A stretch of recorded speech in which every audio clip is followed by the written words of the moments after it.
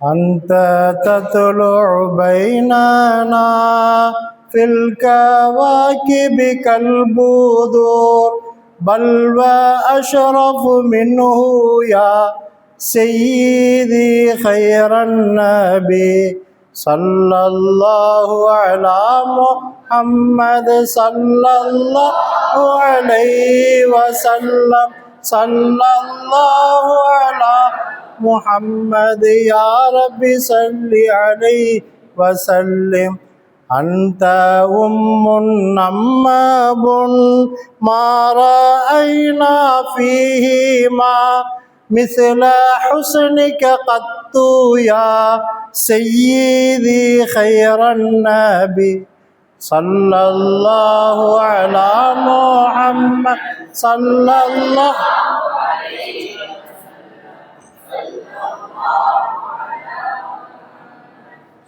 يا رب صل عليه وسلم. الحمد لله رب العالمين عدد خلقه ورضاء نفسه وزنة عرشه ومداد كلماته.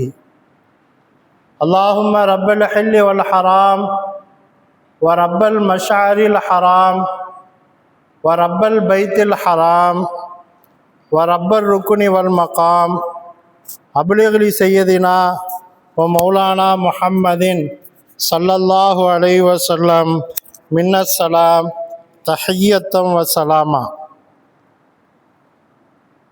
اللهم صل على سيدنا محمد وعلى آل سيدنا محمد وبارك وسلم عليه.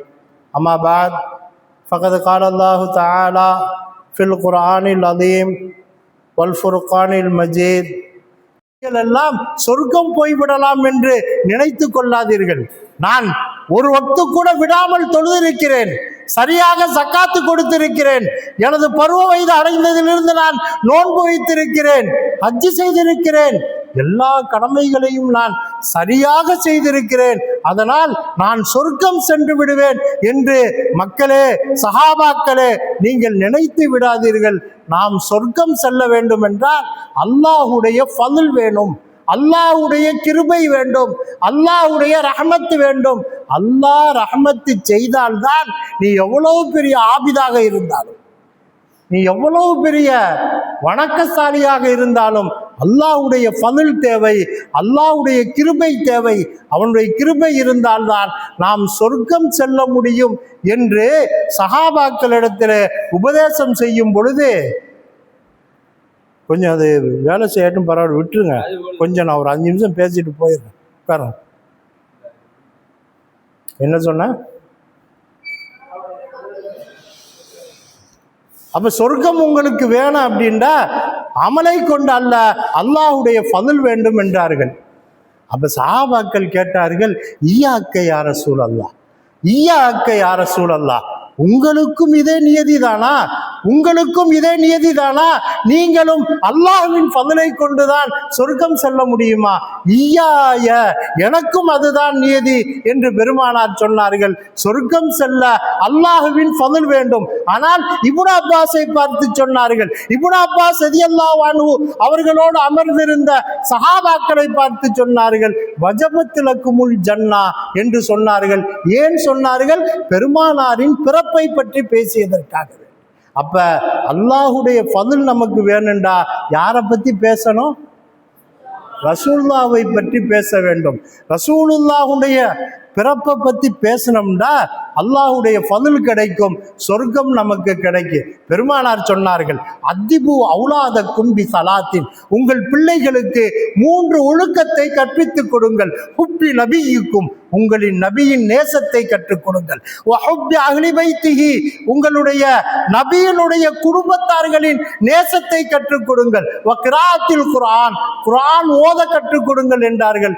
எனவே பாசத்திற்குரிய மாணவர்களே, நாம் ரபியுல் அவ்வலை நெருங்கி வந்து கொண்டிருக்கிறோம். பெருமானாரின் மீது நாம் பிரியம் கொள்ள வேண்டும் என்றால், பெருமானாருடைய நேசம் நமக்கு வரணுண்டா முதல்ல பெருமானாருடைய மகத்துவம் என்ன, அவர்கள் எப்படிப்பட்ட கண்ணியத்திற்கு சொந்தக்காரர்கள் என்பதை நாம் மனதில் ஏந்த வேண்டும். ஒரு நாள் ஹசன் ஹுசைன் ரலியல்லாஹு அன்ஹு, பெருமானார் ஹசன் ஹுசைன் ரலியல்லாஹு தன்னுடைய பேர பிள்ளைகளிடத்திலே கேட்கிறார்கள், யாருடைய புள்ள ஹசன் ஹுசைன்? யாருடைய பிள்ளைங்க? அலி ரலியல்லாஹுடைய புள்ள. அவங்க யாரு? மதீனத்துல் இல்ம். இங்க கூட ஒரு மாணவர் பேசினார், இல்முனுடைய பட்டணம் அவர்கள். அவங்களுக்கு பிறந்த புள்ள சோடையா இருக்குமா? ஹசன் ஹுசைன் ரலியல்லாஹு அன்ஹு. யாருடைய பேர பிள்ளை? ஹஜ்ரத் முத்து முஸ்தபா ரசூலுல்லாஹி ஸல்லல்லாஹு அலைஹி வஸல்லுடைய பேர பிள்ளைங்க. ரெண்டு பேர்ட்டையும் கேட்குறாங்க, பிள்ளைகளே, நான் சிறந்தவரா நீங்க சிறந்தவங்களான்னு கேட்குறாங்க. யாரு சிறந்தவங்க சொல்லுங்களா? நீங்களும் பதில் சொல்லுங்க. பட்டிமன்றம் மாதிரி இருக்கா? என்ன கேள்வி கேட்குறாங்க ரசூல்லா? இப்போ என்ன பதில் சொல்லியிருப்பாங்க? ரசூல்லா தானே சிறந்தவங்க சொல்லியிருப்பாங்க. அப்படி தானே சொல்லிடணும். சொல்லுங்களப்பா. பொதுவாக ரசூல்லா பிள்ளைகளிடத்துல, சஹாபாக்களிடத்துல அறிவு கூர்மையை சோதிக்கிறது சில கேள்விகளை கேட்பாங்க. அந்த மாதிரி நான் உங்கள்கிட்ட கேட்குறேன், இரவு சிறந்ததா பகல் சிறந்ததா? ஒன்றும் சொல்ல மாட்டாங்க. இரவு சிறந்ததா பகல் சிறந்ததா? ரெண்டுமே சிறந்ததா? ஷரியத்தினுடைய பார்வையில் இரவு சிறந்தது. ஏனென்றால் இரவுல வணக்கம் செய்வதற்கு தடையான நேரங்களே கிடையாது. ஆனா பகல்ல சூரியன் உதிக்கும் போது தொழக்கூடாது, சூரியன் நடுவுச்சியில் இருக்கும்போது தொழக்கூடாது, அப்படிதானே? சூரியன் மறைகிற நேரத்துல. அப்ப பகல்ல வணங்குவதற்கு, இபாதத்து செய்வதற்கு தடையான நேரங்கள் உண்டு. ஆனா இரவுல அப்படி நேரம் இல்லை. அப்ப இரவுதான் சிறந்தது என்று மேன்மக்கள் நமக்கு சொல்லி தருவார்கள். அது மாதிரி ஆண் சிறந்தவனா பெண் சிறந்தவனா? ஏனென்றால் ஷரியத்துடைய பார்வையில ஆண் சிறந்தவன். காரணம் என்னவென்றால், பெண்ணு தொழக்கூடாத சில காலங்கள் உண்டு, இபாதத்து செய்யக்கூடாத சில காலங்கள் உண்டு. அவளுக்கு ஐதுடைய காலத்தில் அவள் இபாதத்து செய்ய முடியாது. ஆனா ஆணுக்கு அப்படி இபாதத்து செய்யறதுக்கு தடையே கிடையாது. எப்ப வேணாலும் என்ன செய்யலாம்? இபாதத்து செய்யலாம். இப்ப யார் சிறந்தவர்கள்? அப்படி ரசூலுல்லாஹ் ஹசன் ஹுசைன் ரலியல்லாஹு அன்ஹுமா தன்னுடைய பேர பிள்ளைகளிடத்திலே கேட்கிறார்கள், யார் சிறந்தவர்கள், நானா நீங்களா? அப்ப ஹசன் ஹுசைன் ரலியல்லாஹு அன்ஹுமா ரெண்டு பேரும் சொன்னாங்க, நாங்கள் தான் சிறந்தவர்கள் என்றார்கள். நாங்கள் தான் சிறந்தவர்கள் என்றார்கள். நமக்கு ஆச்சரியமா இருக்குல்ல? காரணம் சொல்லணுமா இல்லையா? இப்ப நம்ம ஆண் சிறந்தவனா பெண் சிறந்தவளா, இரவு சிறந்ததா பகல் சிறந்ததா, காரணம் சொல்லணும்ல. அப்ப காரணம் சொல்லணும்ல. அப்ப ஹஜ்ரத் ரசூலுல்லாஹி ஸல்லல்லாஹு அலைஹி வஸல்லம் பேர பிள்ளைகள் சொன்னார்கள், யா ரசூலல்லாஹ், யா ரசூலல்லாஹ், எங்களின் தாயார் அல்லாஹ்வின் இறுதி தூதர் முத்து முஸ்தபாவுடைய மகளார், உங்க தாயார் அப்படியான்னு கேட்டாங்க. என்னுடைய பாட்டனார் அல்லாஹ்வுடைய திருத்தூதர், உங்க பாட்டனார் அப்படியான்னு கேட்டாங்க. என்ன கேட்கிறாங்க? என்னை பெற்றெடுத்த தாய் இறுதி தூதரின் ரசூலுல்லாஹ்வுடைய மகளார், என்னுடைய பாட்டன் ரசூலுல்லாஹ் அல்லாஹ்வின் தூதர், அப்படி உங்களுக்கு யாராவது இருக்காங்களா? நான் உங்கள் சிந்தனைக்கு விடுகிறேன், யார் சிறந்தவர்கள் நீங்கள் முடிவு செய்து கொள்ளுங்கள். யார் சிறந்தவர்கள்? அப்ப ரசூலுல்லாஹ் தன்னுடைய பேர பிள்ளைகளுக்கு ஹுப்புன் நபியை எப்படியெல்லாம் கற்றுக் கொடுத்தார்கள் நாம் சிந்தித்து பார்க்க வேண்டும். ரசூலுல்லாஹ் எப்படிப்பட்டவர்கள்? நான் முடிவுக்கு வர்றேன். அசத் சொல்லிட்டு போகும்போது ரொம்ப நேரம் பேசுங்கன்னாங்க.